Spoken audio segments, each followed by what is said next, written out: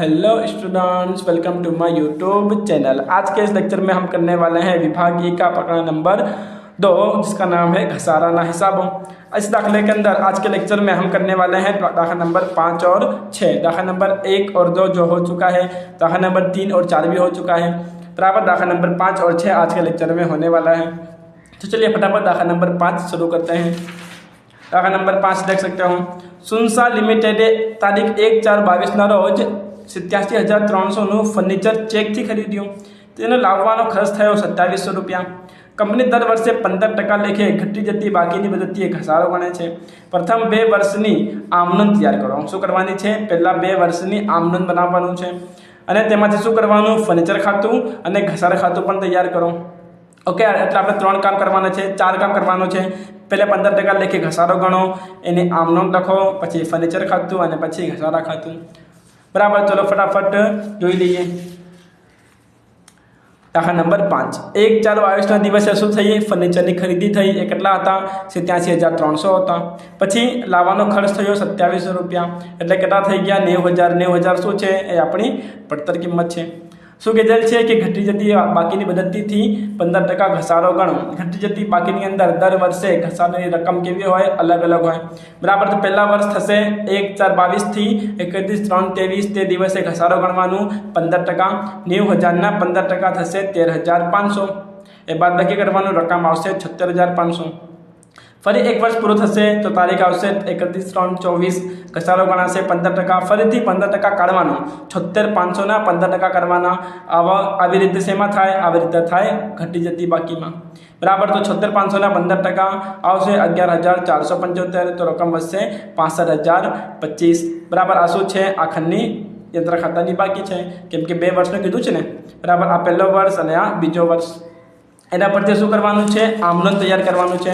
તો આમનોંધ તમે જોઈ શકો છો। આમનોંધ ખૂબ જ સરળ કામ છે। બરાબર, પહેલી આમનોંધ શું થાય? પહેલી આમનોંધ થાય ખરીદીની। 1/4/2022 દિવસે ખરીદી કરી ફર્નિચરની। ફર્નિચર ધંધામાં આવશે ફર્નિચર ખાતે ઉધાર। એના બદલે શું આપ્યા? ચેક આપ્યા, તો તે બેંક ખાતે।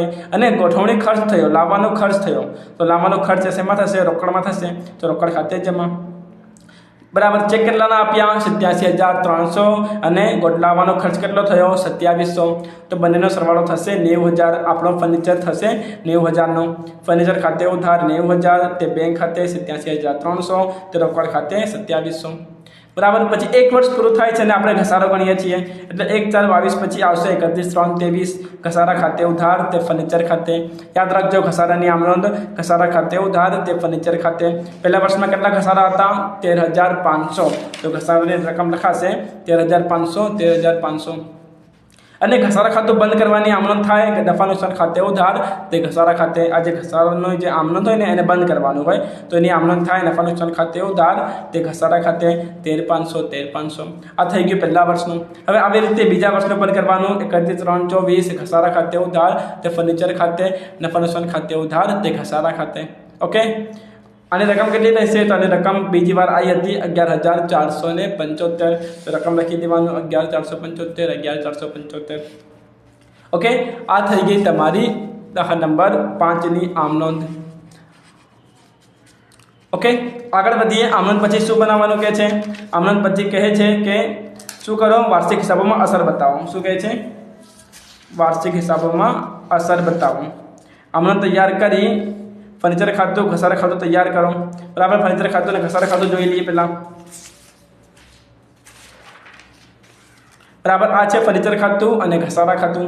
ફર્નિચર ખાતું ઉધાર જમા, તારીખ વિગત નફા રકમ, તારીખ વિગત નફા રકમ। જે આપણે આમનોંધ કરીને એની શું કરવાની? ખતમણી। આમનોંધની શું કરવાની? ખતમણી। જો આમનોંધની ખતમણી કરો યંત્ર ખાતામાં તો થઈ જશે।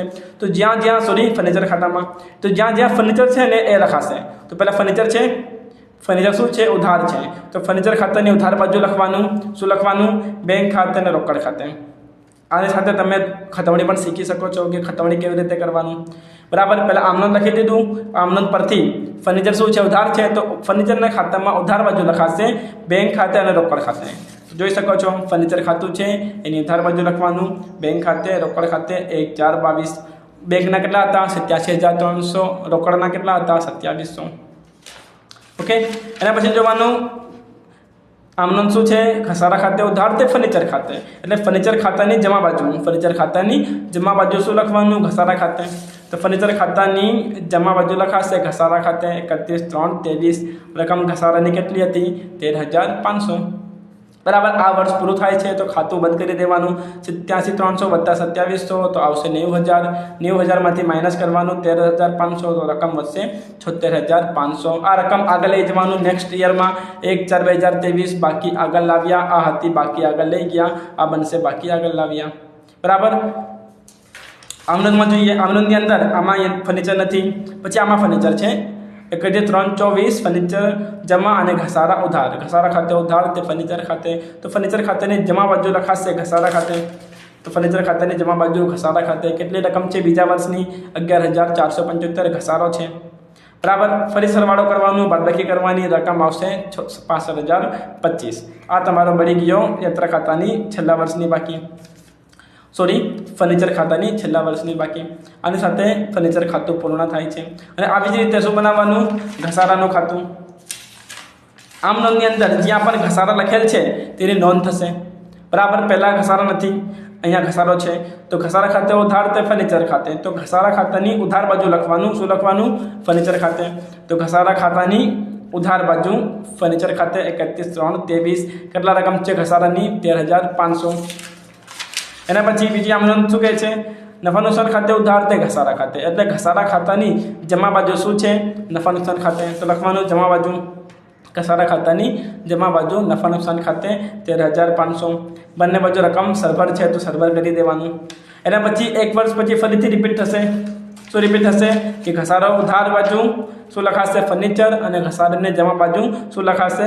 નફા નુકસાન રકમ રહેશે 11,475 તો ફર્નિચર ખાતે ઉધાર અને નફા નુકસાન ખાતે જમા 11,475 11,475 આ પણ સર્વર છે તો બંને બાજુ સેમ અમાઉન્ટ લખી દેવાનું ઓકે આ બની ગયું તમારું ફર્નિચર ખાતું અને ઘસારા ખાતું એકદમ આસાન કામ છે ઉધારનું ઉધાર બાજુ જમાનું જમા બાજુ આમનોંધને મુજબ કરવાનું આગળ વધીએ એના પછી શું માંગેલ છે એના પછી કહે છે તૈયાર કરો શું તૈયાર કરો વાર્ષિક હિસાબમાં અસર શું કહે છે વાર્ષિક હિસાબમાં અસર તૈયાર કરો વાર્ષિક હિસાબમાં અસર આપો ખૂબ જ સરળ કામ છે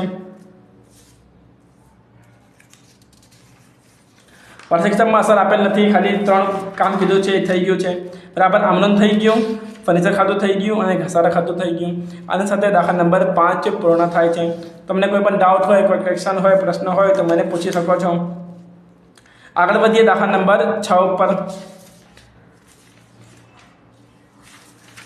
દાખલા નંબર 6 શું કહે છે વિરાજ કોર્પોરેશને 1/4/22 રોજ 36,400નું જૂનું યંત્ર ચેકથી ખરીદ્યું યંત્રને ઉપયોગમાં લેતા પહેલા 3600 સમારકામ ખર્ચ થયો પેઢીનું હિસાબી વર્ષ 31મી માર્ચે પૂરું થાય છે વિરાજ કોર્પોરેશન દર વર્ષે ઘટતી જતી બાકીની પદ્ધતિએ 10% ઘસારો ગણે છે પ્રથમ 2 વર્ષનું યંત્ર ખાતું તૈયાર કરો અને પ્રથમ વર્ષે વાર્ષિક હિસાબમાં તેની અસર દર્શાવો એટલે આપણે શું કરવાનું છે પહેલાં ઘસારો શોધવાનું પછી 2 વર્ષનું યંત્ર ખાતું અને 1 વર્ષનું વાર્ષિક હિસાબ ઓકે તો પહેલાં શું કહે છે કે 1/4/22ના દિવસે યંત્રની ખરીદી કરી 36,400માં એમાં સમારકામ ખર્ચ થયો 3600નો તો પડતર કિંમત થશે 40,000 આપણે ઘસારો ગણવાનો છે ઘટી જતી બાકી પદ્ધતિએ 10%ની રકમ ઓકે તો પહેલા વર્ષમાં 1/4/22થી 1 વર્ષ થશે 31/3/23 તો ઘસારો ગણવાનો 10% તો રકમ આવશે 4,000 4,000 બાદ કરીશું તો રકમ આવશે 36,000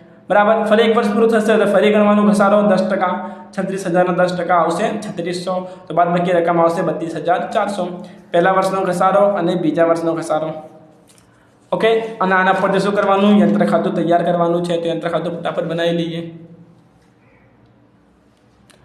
બરાબર યંત્ર ખાતામાં ઉધાર બાજુ શું લખવાનું યંત્ર ખરીદીની રકમ બરાબર યંત્ર આવશે તો ઉધાર બાજુ લખવાનું બેંક ખાતે અને રોકડ ખાતે કેટલા રૂપિયા આપ્યા ચેકના 36,400 અને રોકડાના આપ્યા 3600 અને જમા બાજુ લખવાનું ઘસારા પાછળના દાખલામાં આપણે એની આમનોંધ જોઈ ગયા છીએ કે ઉધાર બાજુ પહેલાં ખરીદીની નોંધ થશે અને જમા બાજુ થશે ઘસારાની નોંધ તો ઘસારો લખાશે 31/3/23 1 વર્ષ પૂરું થયા પછી ઘસારાની રકમ લખાશે કેટલી છે 4,000 છે સરવાળો કરીએ બાદબાકી કરીએ તો રકમ આવશે 36,000 બાકી આગળ લઈ ગયા આ જ રકમ બીજા વર્ષમાં લાવવાનું બાકી આગળ લઈ ગયા 1/4/23 બરાબર. અને વર્ષ પૂરું થશે તો ફરીથી ગણવાનું 31/3/24ના દિવસે ઘસારા ખાતે 3600, બીજા વર્ષના કેટલા હતા?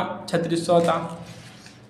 બરાબર. ફરીથી સરવાળો કરવાનો, બાદબાકી કરવાનું, તો રકમ આવશે 32,400 જે બાકી આગળ લઈ ગયા. ઓકે, આ થઈ ગયું 2 વર્ષનું યંત્ર ખાતું. હવે એના પરથી શું કરવાનું છે? પહેલા વર્ષનું વાર્ષિક હિસાબમાં અસર શું કરવાનું છે? પહેલા વર્ષનું વાર્ષિક હિસાબોમાં અસર. ત્યારે પણ આવું કહે તો 2 ખાતું બનાવવાનું, એક બનાવવાનું નફા નુકસાન ખાતું અને એક બનાવવાનું પાકું સરવૈયું. નફા નુકસાન ખાતામાં ઉધાર બાજુ લખવાનું યંત્રનો ઘસારો પહેલા વર્ષનો કેટલો છે? 4,000.